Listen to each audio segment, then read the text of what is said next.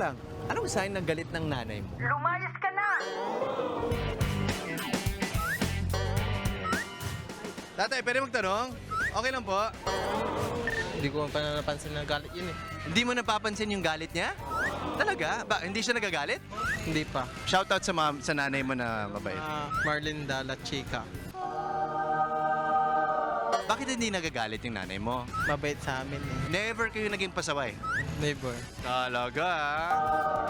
Pinapalo lang ako ng walis. Para mo malalaman sa mukha niya na, eto na, papaluin na kita. Oh! Si The Rock! Yung tinititigan ka ng masama. Diba? Ba't siya galit? Eh kasi di ko siya sinusunod eh. Magugos ng plato. Ba't di mo nagawa? Kasi naglaro ng basketball. Basketball! Oh, nanalo kayo. Talo. Yun lang! So ano yung advice mo sa lahat ng imbes na sinusundan nila yung utos ng nanay nila, magbabasketball sila? Dapat unahin mo na yung sa magulang bago sa mga kaibigan o barkada. Mas the best po yun. So wag sundin ang example mo. Oo. Tularan. Sumisigaw na. Sumisigaw na. Ano yung sinisigaw niya? Pangalan ko. Buo mo?